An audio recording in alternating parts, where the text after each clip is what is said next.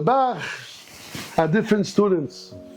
One of his students was a very rich man, very accepted person in many places in this neighborhood, in Europe, different communities. And he was a successful person, and he wanted to do the mitzvah properly of tzedakah and maasros. And the Bach taught him how to give tzedakah, to who to give, when to give, and the maasros.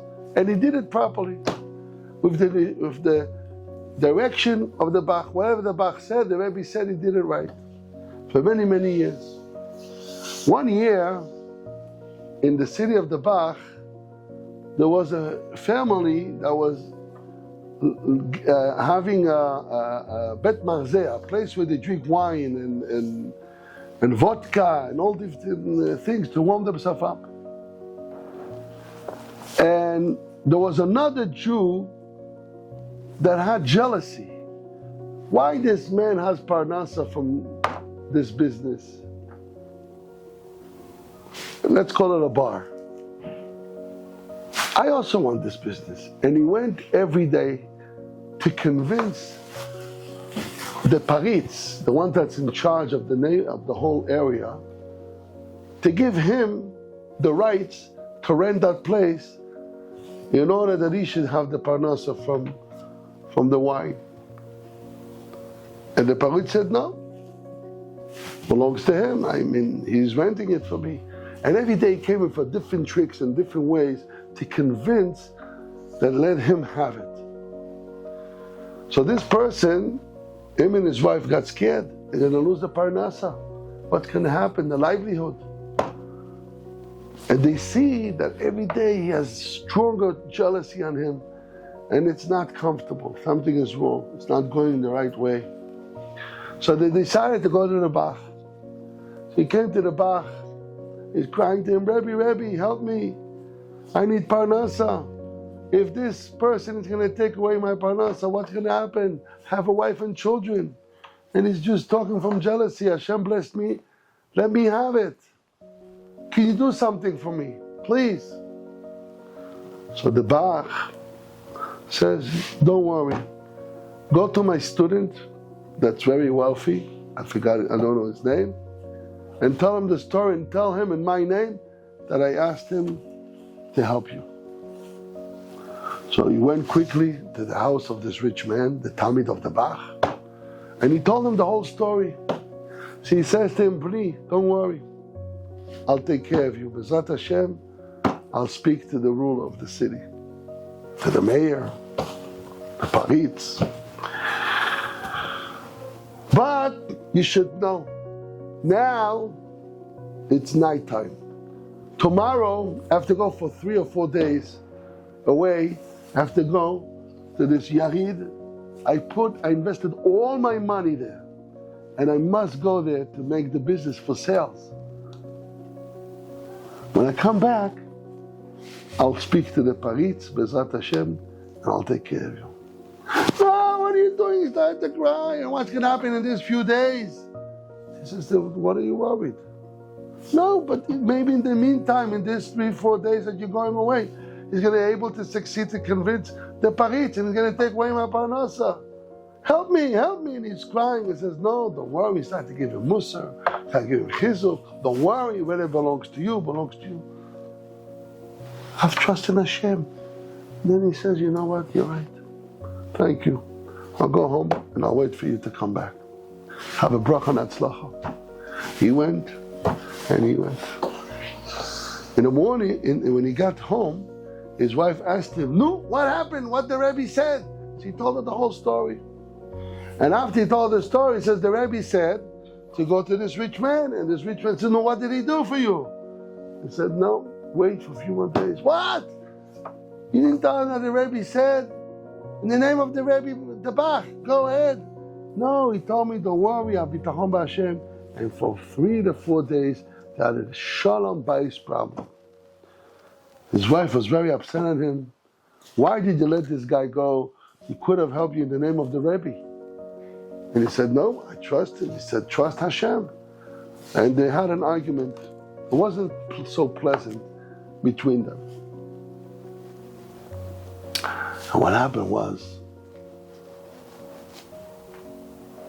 a few days later he came back, and the first thing he did, this rich man, he rented a parrot, and he told him the whole story. And sure enough, the parrot says, okay, I'll help you, because the parrots liked him. He was doing business with him. He says, okay, I'll help you. Come, call the guy. Call the guy. He says, I'm giving you now a contract for 10 years. For 10 years, I'm giving you a contract. Wow, what a blessing. A big blessing. Don't worry now, B'ezrat Hashem, this place will be rented for you for 10 years. Just pay the deal. And he made the contract and he closed the deal. For 10 years now, he's able to sell all this different wine and vodka and everything to get people happy and have livelihood, B'ezrat Hashem. So really did a big mitzvah. And everything was fine. Years go by, this rich man passed away. Taran, taran. He's going to Beis Din Shel Maalah. He's going to have front of the Almighty. And he's coming to the bach, this Rebbe in the dream, and he's telling him, Rebbe, listen what happened in the next world. I was reading online. His turn was to come.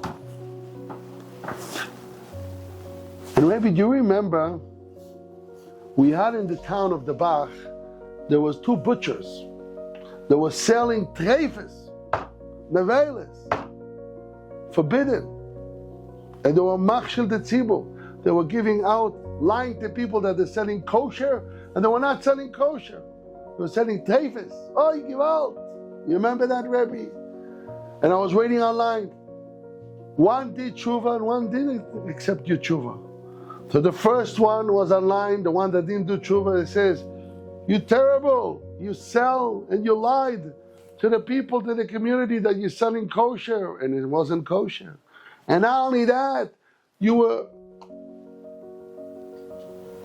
taking upon yourself the sins, and you didn't want to do tshuva.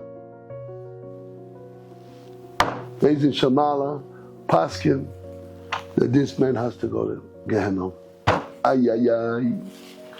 The second butcher comes in and he says, I saw dogs barking on him. Whoa, whoa, whoa. Dangerous dogs, scary like you never saw. Wow, wow, wow. It says, you're ganav. Why? Why are you stealing from us? The law says that all the non-kosher meat's supposed to go to lakelev tashlichun, goes to the dogs. And this belongs to us. And not only that, you took it away from us, and you stole and you lied to people that you're selling kosher. And the guy's crying, I did tshuva. This is the second guy. The second butcher that accepted the tshuva says, who? Let's see. And the prickly came 2 angels and opened up the document in the name of the bach. The bach wrote down that this guy did tshuva and accepted upon himself to do tshuva, not to sell anymore, not kosher. Not only that, the Bach says, because you lied to people and you also stole from people, because kosher meat costs much more than non-kosher. So you charged too much money also. So therefore, you have to do tshuva. Now for the rest of your life, you have to take away all your money and give it away to tzedakah, and you have to live with poverty, with minimum for the rest of your life. And two witnesses signed in front of the Bach, our great Bach, Rebbe. And Beis Din Shel Maalah said it's true. And they checked it out and says, yes. Okay. Paskin, go to Gan Eden. Wow, he was so lucky, he was so happy. Then came the turn of the rich man, the Talmid of the Bach.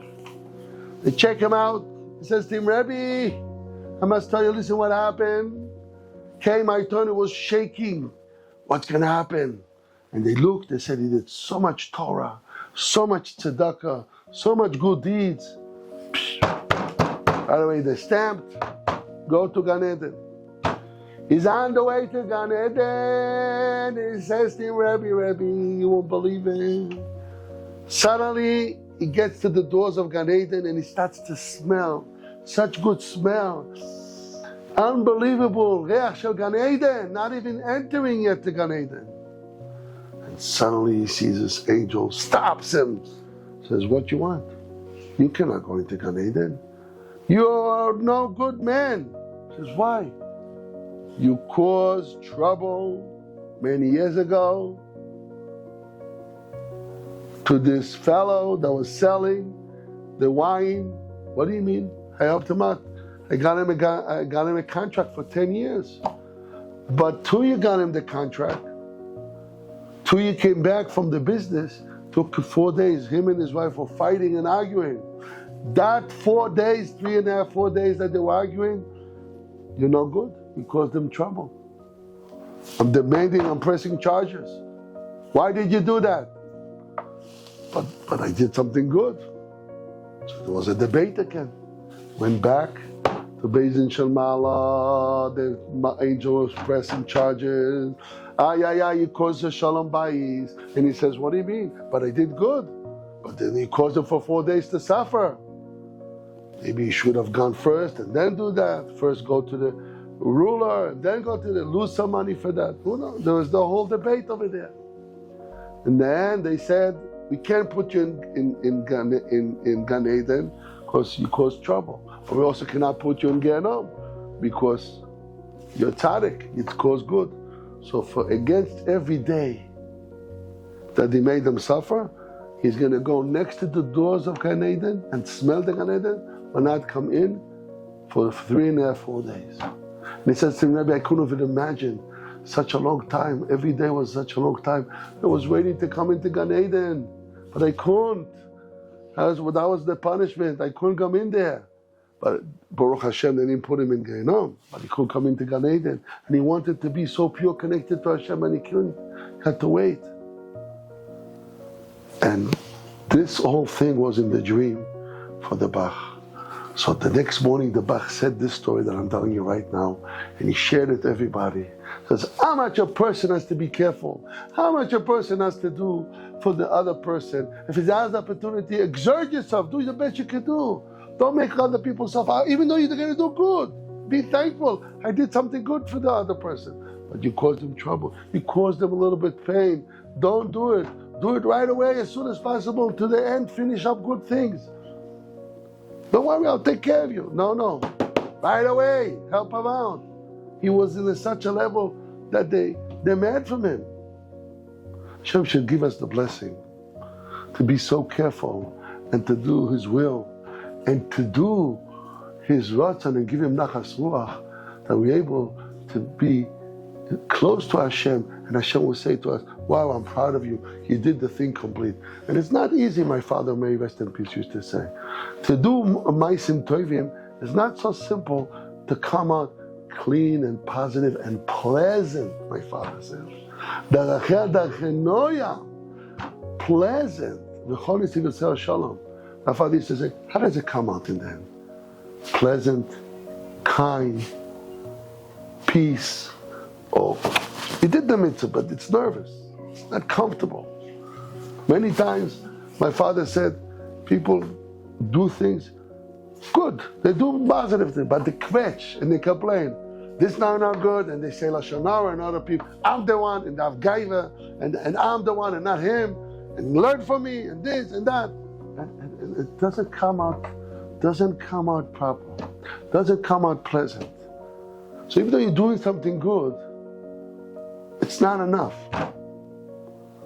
Baruch Hashem, you're not doing something bad, something wrong. But in the good, you can do better. And with all your heart and soul, and happy, and fast. And don't procrastinate. As soon as possible to do something, do it completely and come out pleasant, and sweet. That is a whole nother world, my father said. It's a whole nother level. Not to be a kvetch and complainer, even though they do good. And that you have to work on yourself, because the Yetzirah, even a tzaddik like the student of the Bach, that had the connection to the Bach, he has to be a big man to learn by the Bach. And he got the direction in every detail, how to do mitzvahs, how to do the tzedakah and the maasros and everything, and he learned Torah by him. Still, he fell. He procrastinated, and he got judged for that. Everybody in his level has to know that when he does things, do it properly and positive and pleasant and sweet. How sweet the Torah is. Sweet the Torah is. Torah is sweet and pleasant. Come out of yourself sweet and do sweet things and positive things with love and care, with no other interest to the right or to the left, no benefits. Unconditional love for others. And that's work, my father said. You have to work on yourself and you will get there, B'ezrat Hashem. May the Almighty give us the blessing to all of us, all our Jewish people, all our Jewish brothers and sisters, to do mitzvahs with all our heart and soul and completely and pleasant and positive and sweet. Amen. Ken Yatzon.